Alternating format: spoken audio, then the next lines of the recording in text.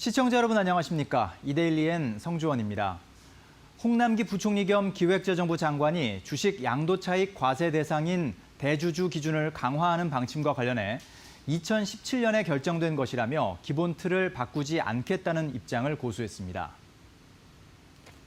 홍 부총리는 오늘 정부 세종청사에서 진행된 국회 기획재정위원회의 기재부 대상 국정감사에서 해당 사안은 정부가 지난 2017년 하반기에 결정한 것이라며 증세 목적이 아니라 과세 형평성 때문이라고 답변했습니다.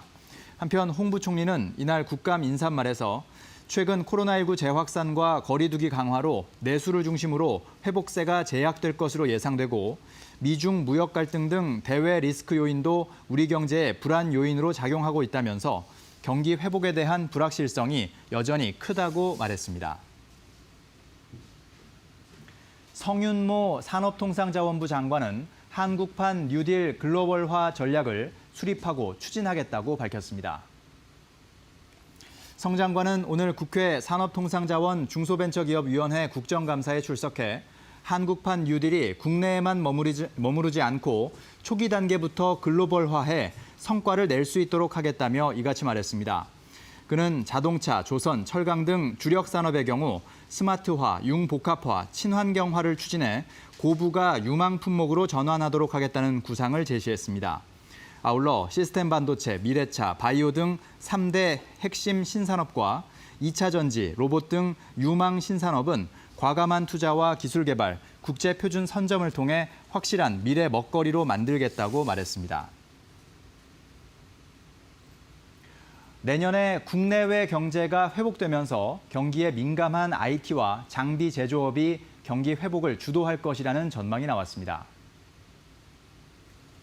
하나금융경영연구소는 오늘 2021년 산업전망 보고서를 내고 내년에 정부 투자 확대와 주요국 봉쇄 완화 등에 힘입어 국내 주요 산업 업황이 동반 회복될 것이라며 이같이 밝혔습니다.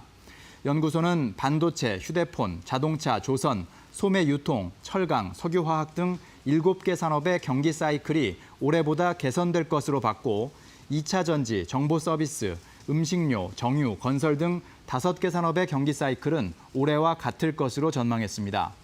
연구소는 특히 시장이 본격 성장 중인 2차 전지 제조업, 네이버 카카오로 대표되는 정보 서비스업, 언택트 혜택을 받는 반도체 제조업의 전망을 밝게 내다봤습니다.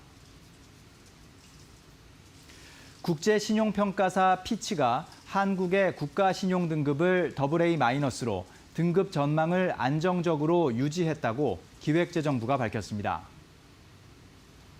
이번 평가 결과는 한국의 신용등급이 북한 관련 지정학적 위험과 고령화, 완만한 성장에 따른 중기 도전 과제 아래에서 양호한 대외 건전성, 지속적인 거시경제 성과, 재정 여력 등을 반영했다고 기재부가 전했습니다. 기재부는 코로나19에 따른 세계 경제 침체로 주요 국가들의 신용등급 전망이 하향 조정되고 있는 가운데 한국 경제에 대한 대외 신인도가 재확인됐다고 의미를 부여했습니다. 사람이 아닌 인공지능이 자산 운용과 관리를 해주는 AI 간편투자 증권사가 생깁니다. KB증권은 디셈버앤컴퍼니 자산운용, NC소프트와 손잡고 AI 간편투자 증권사 진출을 위한 합작법인을 출범한다고 밝혔습니다. 각사의 핵심 역량인 금융투자, 자산운용 플랫폼 기술, AI 기술을 집약해 향후 2, 3년 이내에 출범한다는 계획입니다. AI 간편투자 증권사는 로보 어드바이저가 자산운용을 실행하고 AI PB가 자산관리 자문을 맡게 됩니다. 현재 증권사들도 AI 기술을 다방면으로 활용하고 있지만 AI가 전면에 나서서 자산 관리를 하는 증권사는 이번이 처음입니다. 작년 7월 이후 불매운동에 타격을 받았던 일본차 판매가 2달 연속 증가했습니다. 한국수입자동차협회는 지난 9월 일본계 브랜드 승용차 신규 등록이 1,458대로 작년에 비해 32.2% 증가했다고 밝혔습니다. 작년 7월 일본차 불매운동 이후 13개월 만인 지난 8월 처음으로 증가세로 돌아선 뒤 지난달에 증가폭이 더 커진 겁니다.